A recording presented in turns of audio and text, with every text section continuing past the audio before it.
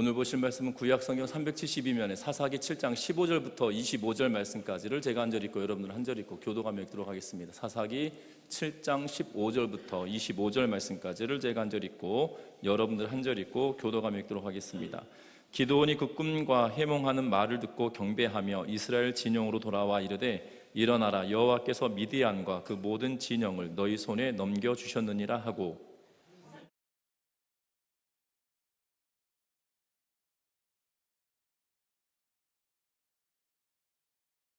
그들에게 이르되 너희는 나만 보라고 내가 하는 대로 하되 내가 그 진영 근처에 이르러서 내가 하는 대로 너희도 그리하여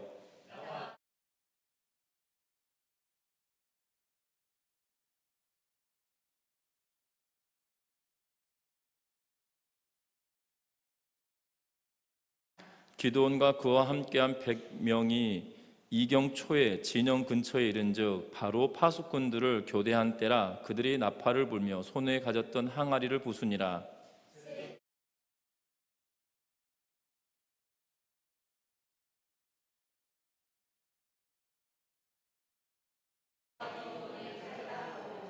각기 제자리에 서서 그 진영을 에워싸매 그 온 진영의 군사들이 뛰고 부르짖으며 도망하였는데,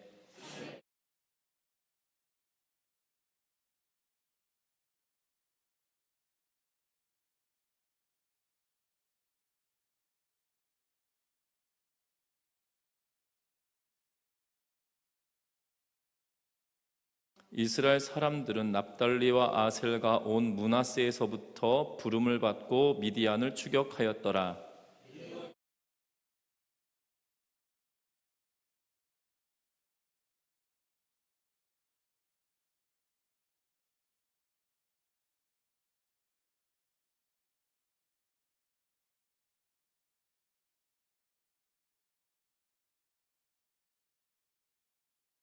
같이 읽습니다. 또 미디안의 두 방백 오렙과 스엡을 사로잡아 오렙은 오렙 바위에서 죽이고 스엡은 스엡 포도주에서 죽이고 추격하였고, 오렙과 스엡의 머리를 요단강 건너편에서 기드온에게 가져왔더라.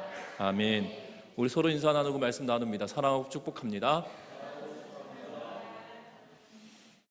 대한민국 최초의 장애를 가지고 박사학위를 받은 사람일 뿐만 아니라 장애를 가지고 해외 유학하는 것은 결격 사유다라고 해서 장애를 가지고 있으면 해외 유학조차 할 수 없었던 그 시절에 이 장애를 가지고 해외 유학을 할 수 없다라는 결격 사유의 그 조항까지도 폐지시켰던 장본인은 이 강영우 박사라고 하는 분이십니다. 이 강영우 박사님이 1995년 하버드 대학교 졸업식에 참석하였을 때, 그의 가족과 함께 참석했을 때 졸업생 중에 2명이 이 연설을 하게 되었는데, 그 중에 한 명의 졸업 연설이 그에게 굉장히 큰 감동을 주었다고 이야기하고 있고, 그래서 그의 책에 그 내용을 기록해 놓고 있는 걸 보게 됩니다.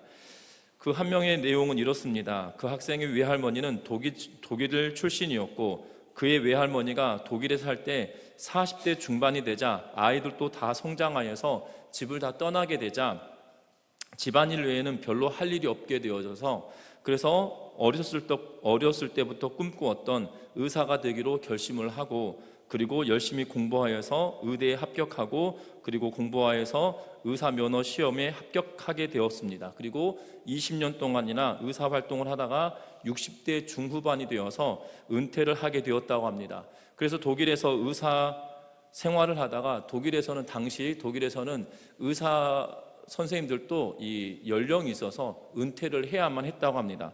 은퇴 후에 자녀들이 다 미국으로 이민 가 있었기에 본인 또한 자녀들과 함께 살기 위하여 미국으로 이민을 오게 되었고 자리를 잡게 되었는데요.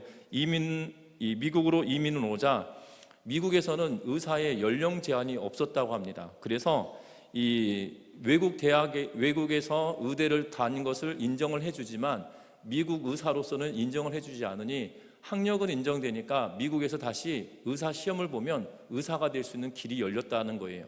그래서 그의 외할머니가 독일 의사 면허가 인정되지 않지만 다시 공부해서 미국에서 의사 면허 시험을 보게 되고, 그리고 인턴, 레지던트를 다 끝내고 소아과 의사로서 9년여간 일을 하시다가 은퇴를 하셨다고 합니다. 그리고 그 학생이 지금 연설을 하는 그 중간에도 90의 나이임에도 불구하고 그곳에 오셔서 졸업식에 참석했다라는 이야기를 하는 그 도중에 많은 학생들이 그 할머니를 보고 이 환호를 하고 박수를 했다고 하죠. 그러면서 그 책에 이러한 내용을 소개하고 있는데요. 나이는 중요하지 않다. 그리고 장애도 중요하지 않다. 그가 어떤 마음을 가지고 어떻게 살아내느냐가 중요한 일이다라고 이야기하고 있고, 그래서 그 학생의 외할머니는 부단한 노력으로 학생들과 또한 참여했던 학부모들 사이에 굉장한 큰 귀감이 되었다라는 내용을 기술하고 있는 것을 보게 됩니다.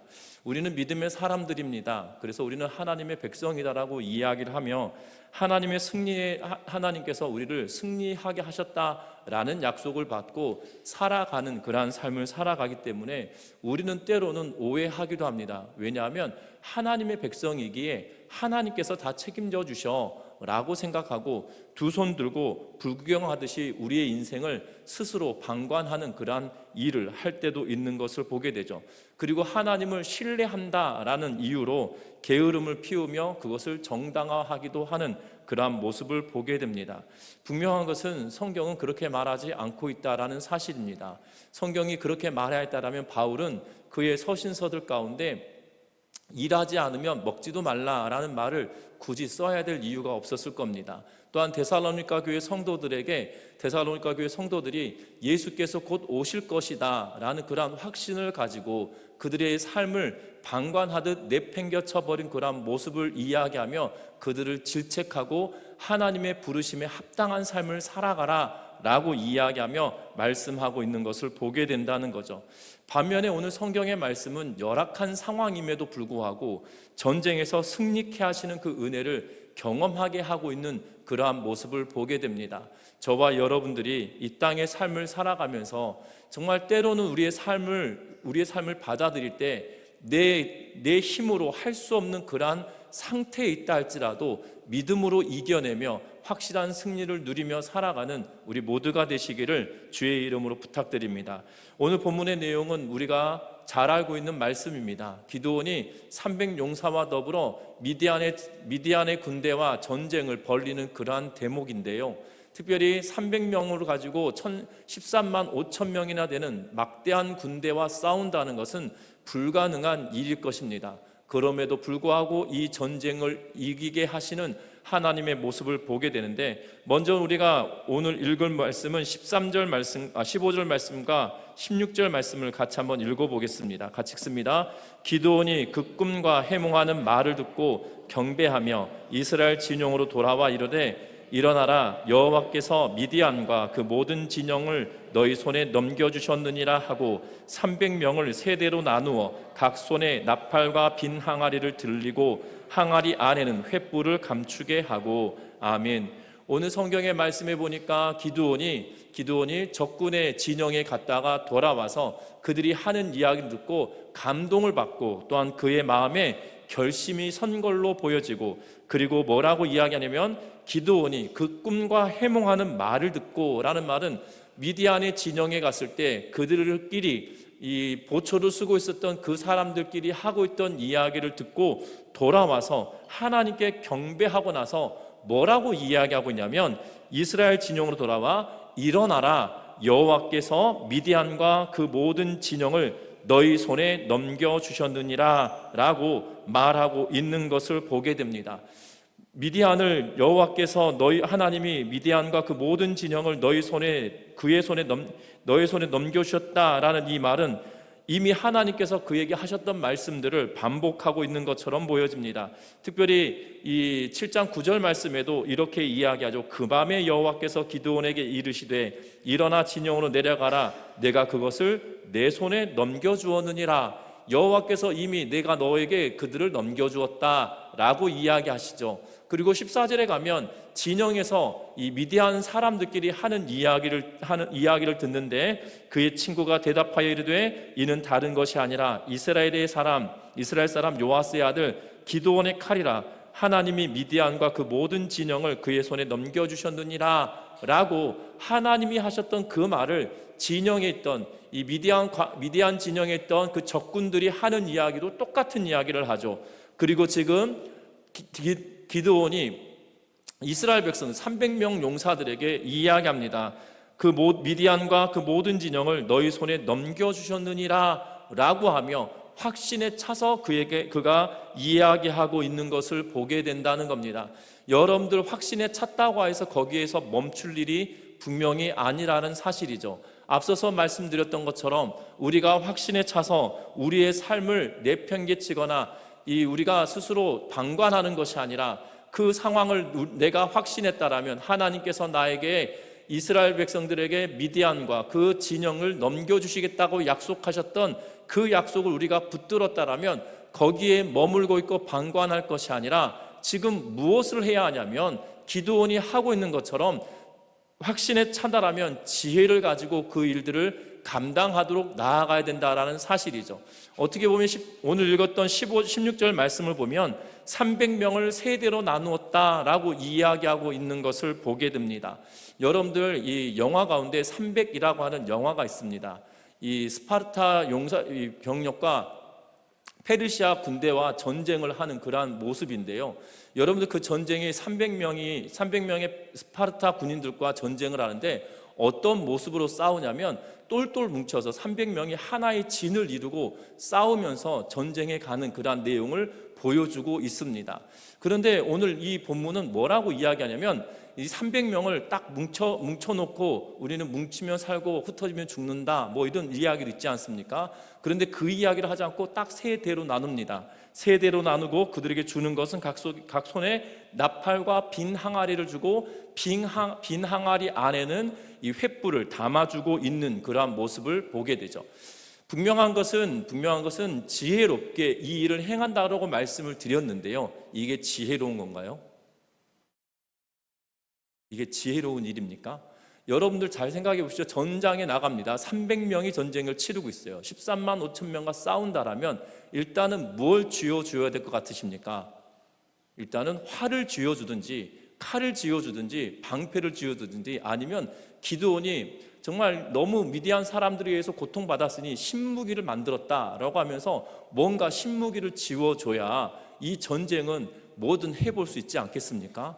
그런데 지혜롭게 이 일들을 했다라고 말씀을 드리는 이유는 오늘 본문 잘 보시면 하나님께서 그에게 전략을 짜주신 것처럼 보여지진 않아요. 무슨 말인지 이해되시나요? 하나님의 사자가 나타나서 기드온에게 야 기드온아 빈 항아리와 횃불과 그리고 나팔을 손에 쥐어주고 그리고 세 대로 나누고 네가 신호를 하면 소리를 지르고 항아리를 깨트리고 이런 일을 해라 라고 설명해 주진 않아요. 그런데 우리는 이 본문을 읽으면서 그런데 하나님께서 그 일들을 행하게 하셨구나 라고 추정하고 추측할 수 있을 것 같아요. 왜 그렇습니까? 너무나도 이 전쟁에 승리를 하겠다는 의지보다 허무맹랑한 그러한 전략을 짜고 있기 때문이죠. 여러분들 300명이 13만 5천 명과 싸울 때는 어마어마한 양의 적어도 13만 5천 명이면 26만, 27만 개 정도 되는 화살을 준비하고 활을 준비하고 이래야 되지 않겠습니까? 대충 쏘더라도 이 하나는 맞겠지 하면서 2대 1 정도는 쏴야 되지 않겠습니까? 300명이 13만 5천 명을 죽이는데 활을 사용한다고 하면 여러분들 한 명당 화살을 몇 개씩 쏴야 되냐면 900개 쏴야 되는 거예요.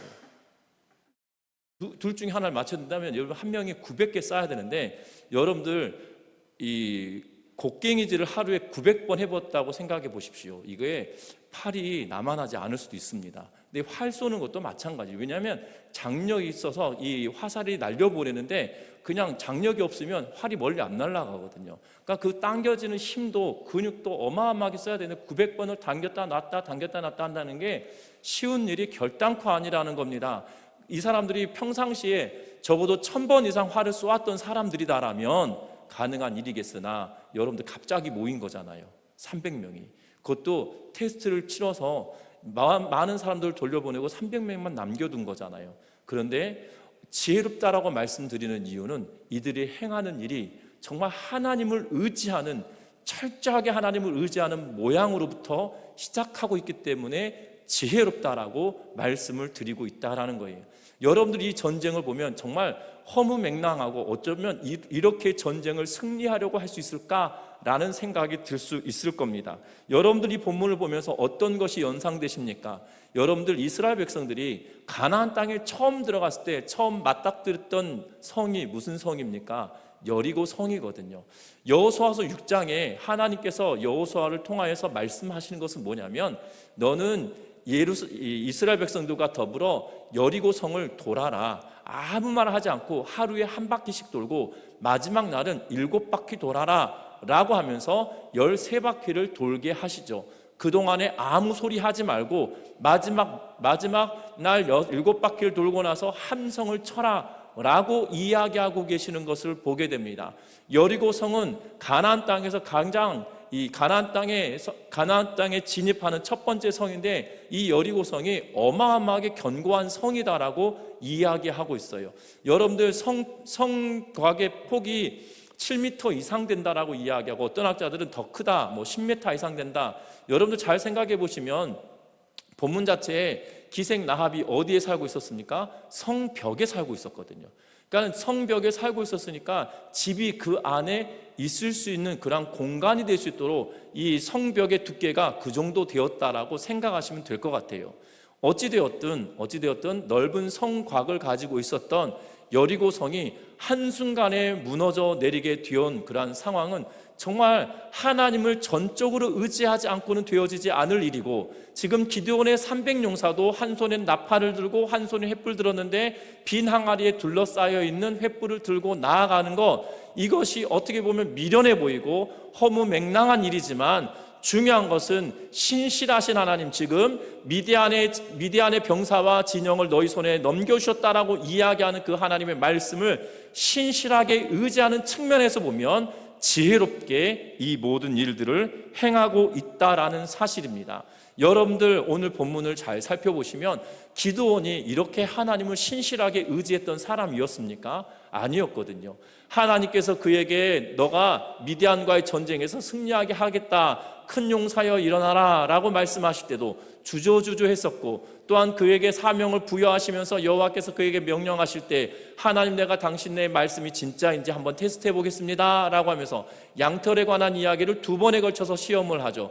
그리고 300명의 용사를 모으고도 두려워하고 주저하니 하나님께서 너와 너의 무기를 두고 있는 브라와 더불어 내려가서 진영에서 그들의 하는 이야기를 듣고 올라오게 하면서 그로 하여금 확신을 갖도록 만들어가고 있다는 거예요.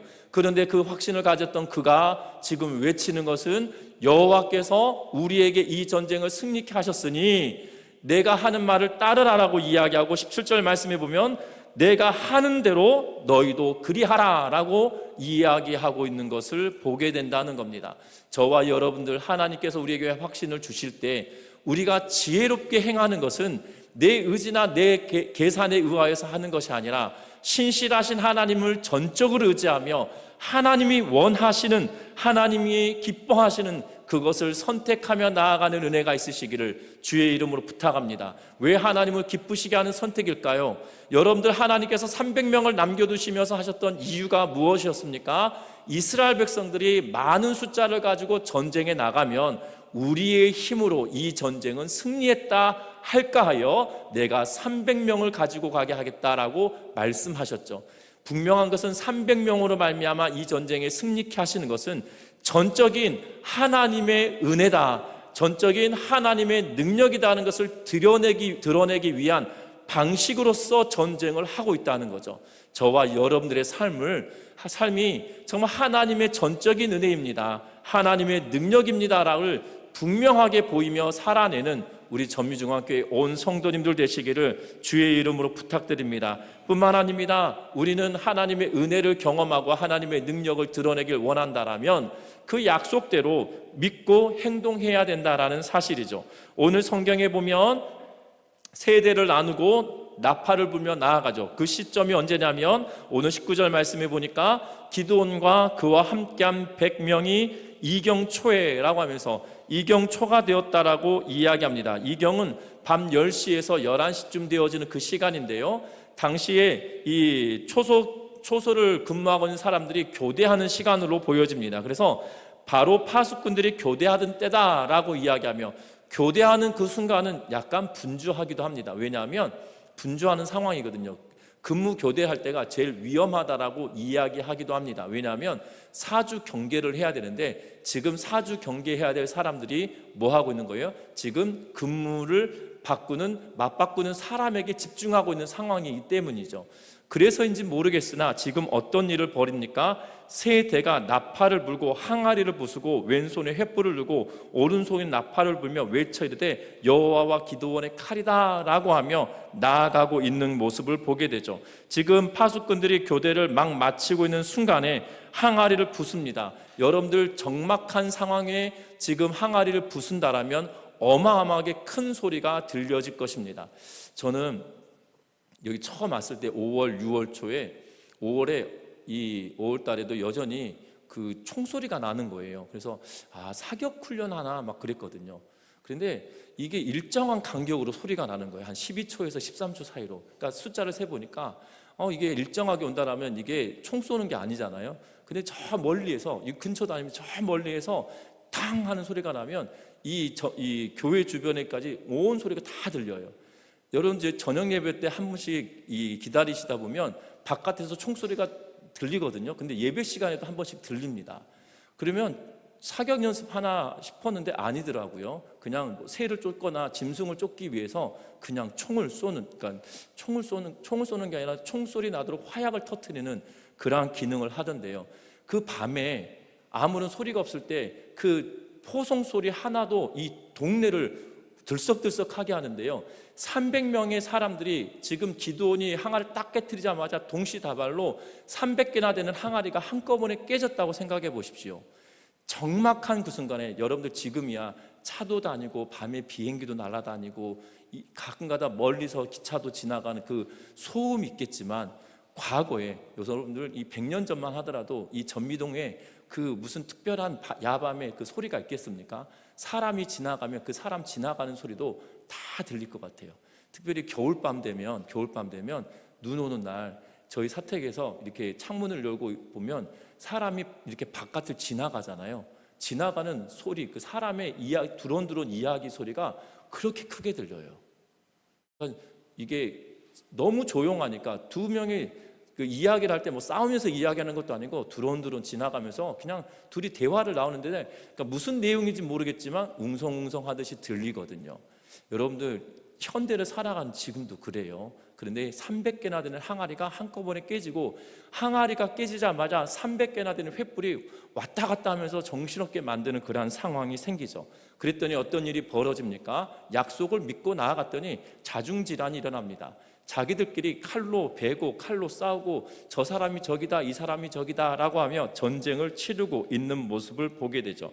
그래서 20절과 21절 말씀에 보면 이렇게 기록합니다. 21절 말씀 같이 한번 읽어볼까요? 각기 제자리에 서서 그 진영의 에워싸매 그 온 진영의 군사들이 뛰고 부르짖으며 도망하였는데 22절도 있습니다.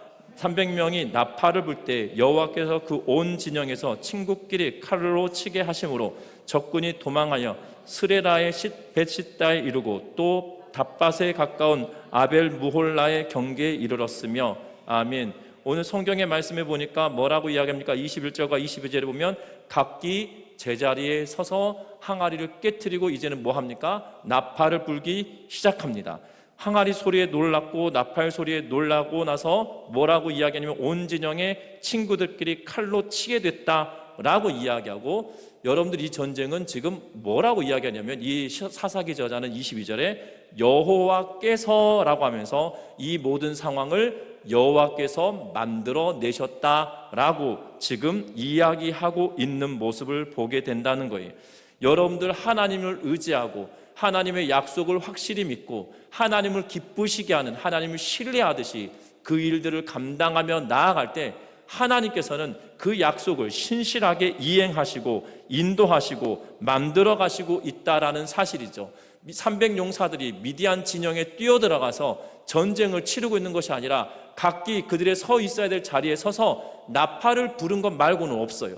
마치 이스라엘 백성들이 여리고성 앞에서 이 마지막 날 7바퀴를 돌고 나서 외쳐라라고 이야기할 때 소리 질렀을 때 그들이 한 것은 성벽에 있는 벽돌을 꺼내고 그 성벽과학을 쌓고 있는 그 돌멩이를 꺼낸 것이 아니라 그냥 소리 지른 것 말고는 그들이 하고 있던 게 아무것도 없었거든요. 하나님께서 지금 이스라엘 백성들을 지금 300명의 사람들에게 행하게 하시는 것은 나팔을 불어라는 거였고, 나머지는 하나님께서 모든 것들을 행하시며 그 진영 안에 있던 모든 사람이 싸우는데 각기 자기들의 친구를 치고받고 싸우고 하고 있는 일들로 만들어내시니가 하나님이셨다라고 이야기하고 있는 것을 보게 된다는 겁니다.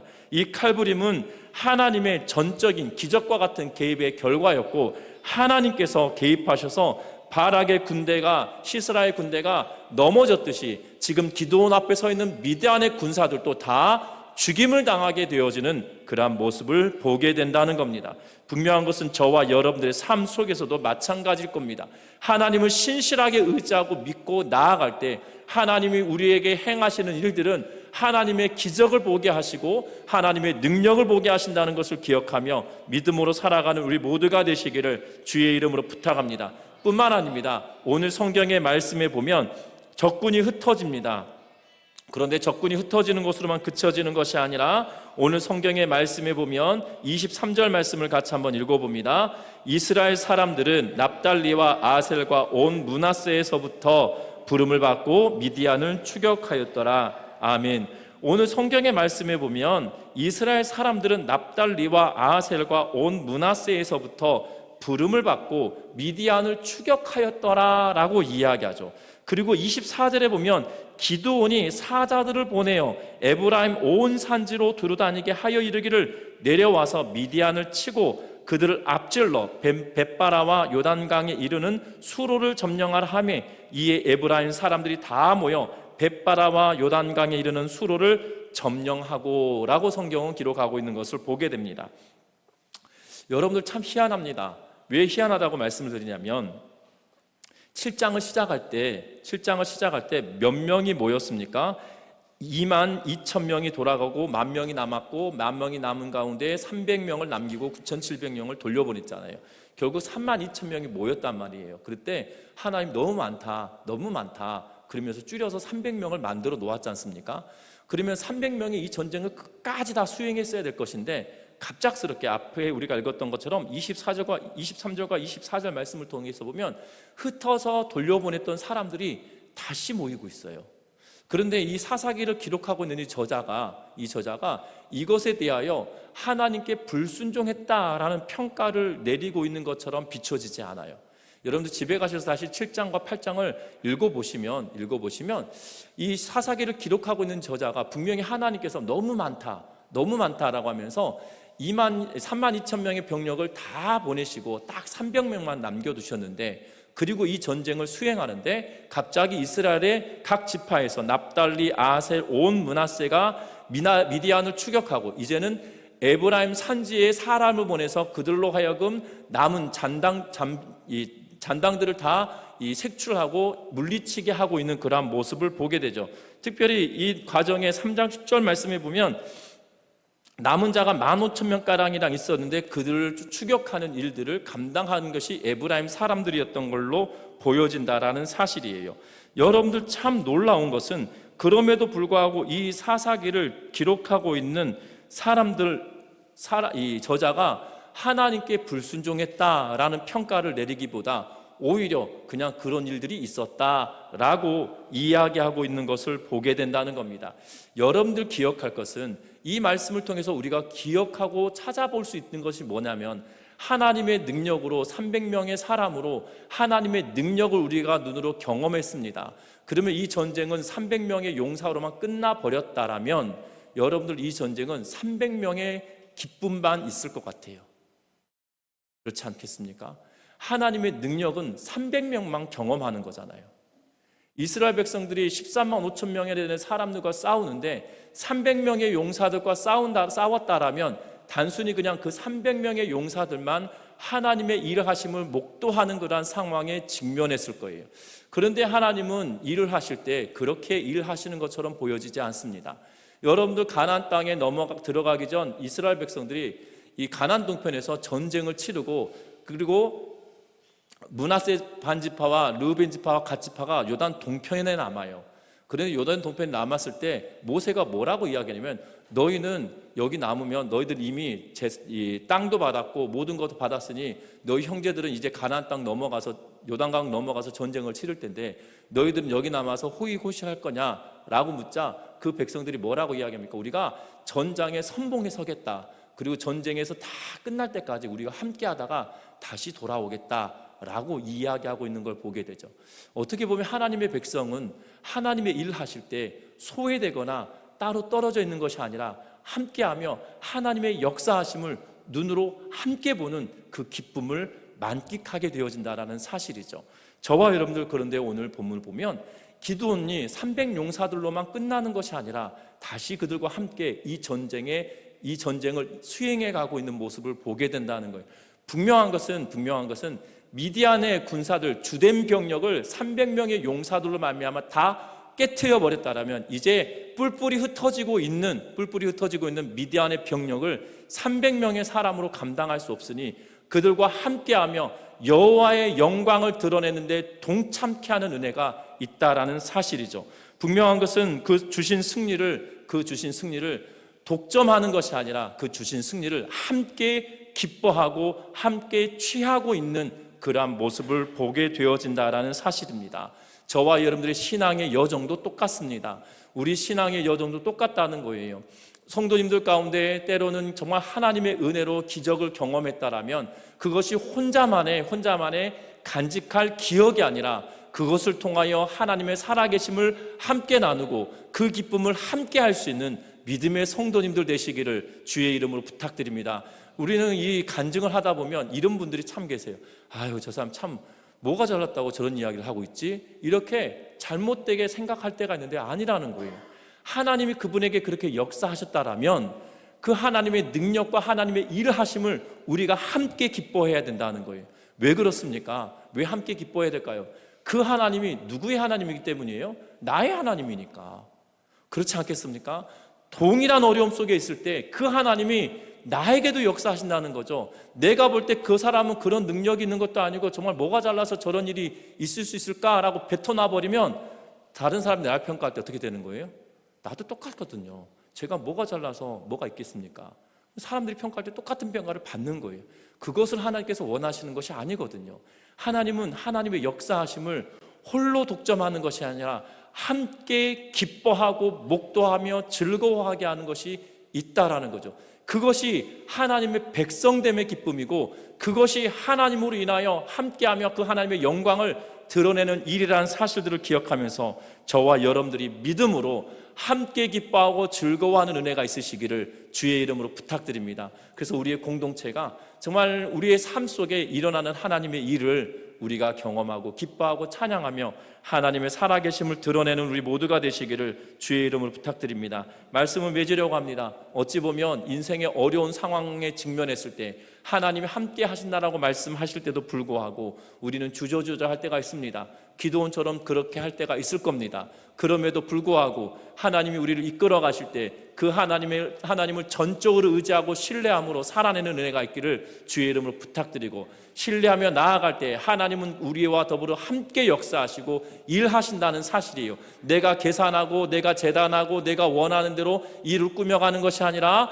나를 인도하시는 그 하나님의 신실하심 앞에 하나님의 영광을 드러내기 위한 지혜롭게 선택하는 그 삶을 통하여서 하나님은 일하시고 하나님이 함께 하신다는 걸 기억하며 믿음의 길을 걸어가는 우리 모두가 되시길 바랍니다. 뿐만 아니라 그 승리의 기쁨은 홀로 독점하는 것이 아니라 함께 나누고 서로 격려하고 그 하나님을 찬양하고 그 하나님의 이름을 높이며 영광 돌리는 삶을 살아가는 거기에 동참하는 은혜가 있어서 그 기쁨을 서로 나누며 누리며 살아가는 우리 모두가 되어서 우리 전미중앙교회 온 성도들이 정말 우리 안에 하나님의 일하심과 하나님의 역사하심과 하나님의 임재하심이 날마다 끊어지지 않는 그 기쁨의 소식들이 날마다 전하여지고 서로 나누어지는 은혜를 누리며 살아가는 우리 모두가 되시기를 주의 이름으로 부탁드립니다. 찬양하시겠습니다.